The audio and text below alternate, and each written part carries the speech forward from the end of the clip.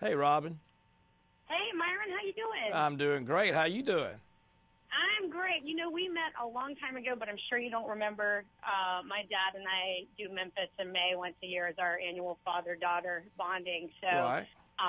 Yeah, I had my picture taken with you a while back. But stoked to talk to you, and I'm curious to see how you think this season of Barbecue Pitmasters is going to be different than shows and seasons have been in the past.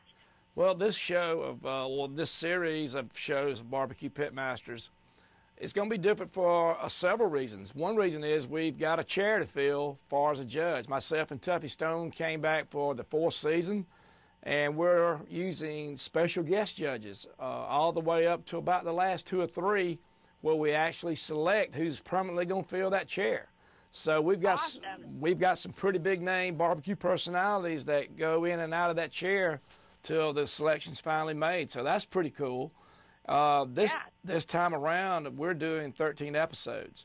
And what we're doing is we're doing a preliminary round, and we've got some great pitmasters from all over the country, not only just competitors or competition cooks, but we've got some restaurant owners that are also competing, and we've got some competition cooks that own restaurants competing.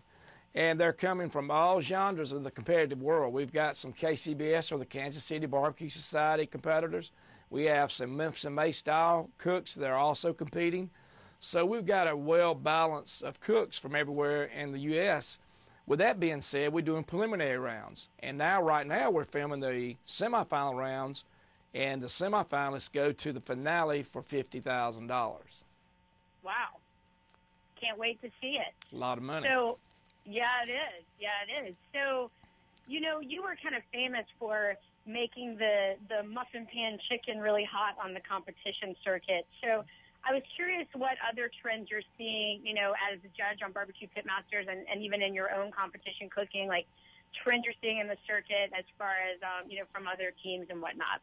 Well, I'll tell you what, you know, the cupcake chicken recipe that I started doing, and I teach in my classes, and you know, it really took off, and I think you still see a lot of them doing that because all that does is really size up the pieces of meat that you're putting in the box. But getting to trends that I'm seeing at one time, and it's still out there, a lot of things were getting sweet. I mean, really sweet with sauce, you know, sweeter rubs. The meat was getting sweeter, and I'm not going to say that was a great thing, you know, but yeah, that's what was winning, and everybody gravitated to it. But what I'm seeing, just judging here on Barbecue Pitmasters, is it's gravitating back to something I really like. It's getting more savory.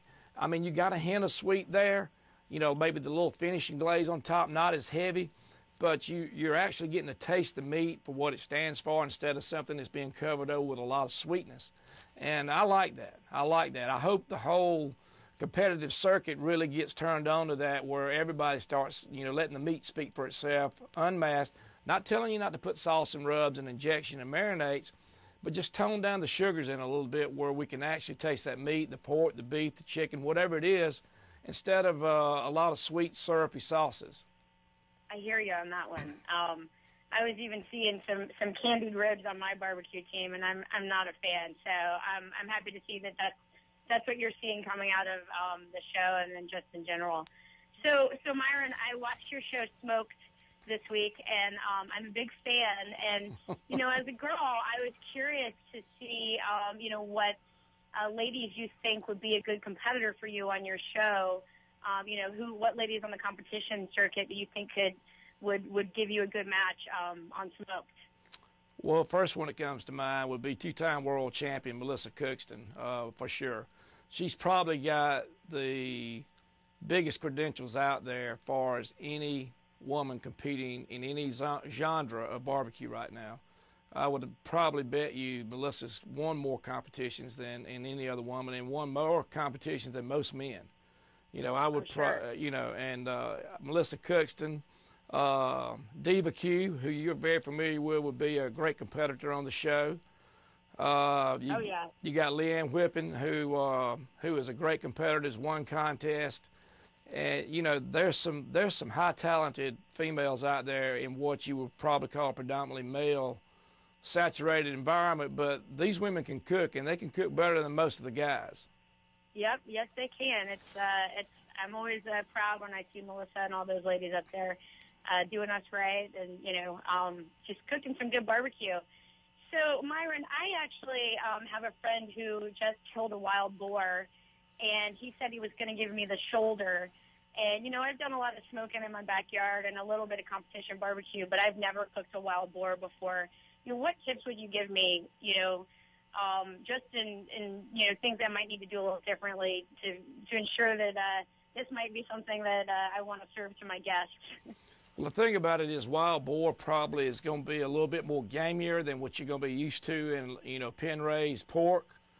I would use my same injection that I normally would use in competition, and that's made up of apple juice, white vinegar, very little sugar, got some salt in it, and a little hot sauce. What I would do for this, and you do this with venison a lot too, because it's probably going to be a little more gamier, I would probably pick the ratio up of white vinegar a little more, where I do like a 3-to-1, 3-to-1, 3 being the apple juice, 1 part vinegar. I might make it half and half. Whatever I was injecting, I would bump that white vinegar up about half of what my injection liquid would be. Trying to use the tang, the little acid in the vinegar to really tone down maybe what possibly is going to be a little gaminess. Gotcha. It's all about the tenderization. So, Myron, my site really focuses a lot on grilling, and I give a lot of tips to kind of like novice barbecuers. And then, of course, there are a lot of people that are trying to elevate their game and get more into smoking. And then, of course, the natural progression of even getting into competition. What tips would you give kind of the backyard barbecuer who's embarking on smoking, and they're, as they embark on their journey of smoking? Maybe even things you wish you had known earlier on when you got into competition or whatnot. Well, the thing is, when I started competing in 1996, you didn't have anybody to teach you anything much. I mean, you really had to learn it by the seat of your pants, by trial and error, and just go with it and work it out on your own. This day and time, for even the backyard enthusiast right on up to the person who wants to take it to the next level, as far as get in the competition circuit, or even vending or owning a restaurant for a barbecue. I mean, you want to start out and you want to learn as much as you possibly can. Well, now you got the internet, like with your shows. You got cookbooks. You got cooking schools. All these things are out there that people really should utilize. I know everybody don't want to step up and spend money to go to a cooking school. Well, you ain't necessarily got to do that. I mean, I believe that's a good idea to do it if you really want to be serious. It shortens your learning curve if you pick the right class. I can tell you this, to go do competitions, as you well know, Robyn, that's a $1,500 to $2,000 adventure every weekend. Oh, yeah. And if you go out 5, 6, 10 times and don't win any money, I'm not going to say you're never going to get rich competing anyway, but if you don't do something to offset, you're going to have to come out of pocket every time. If you could shorten that learning curve by going to a class or doing something of that nature and start winning a little money right out the bat, that's a good day. But all this information is there, and potential pitmasters should utilize it.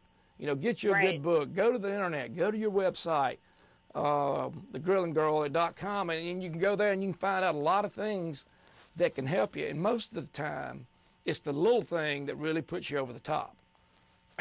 There's a lot of people that can get meat good, tender, and they got it all down, but that one little whatever it is, and once they see it, it just makes everything click. So, Myron, are these the type of tips that you give in your barbecue, in your cooking school in Unadilla?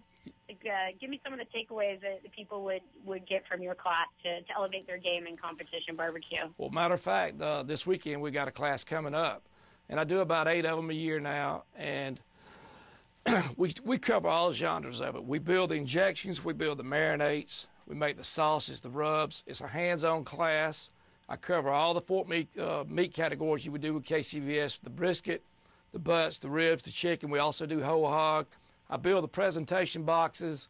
I mean, it's start to finish. And the thing is, we got a wall of champions on my website for students who have never won anything. After they win their first grand, they can go put their names on the wall of champions. And right now, that wall's got over 100 students' names on it.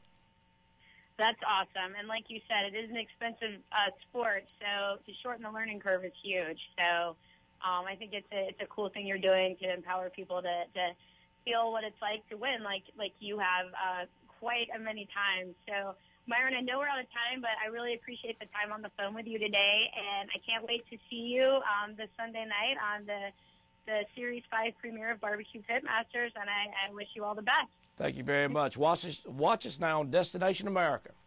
Awesome. Have a great day, Myron. Thanks again. You too, Robyn.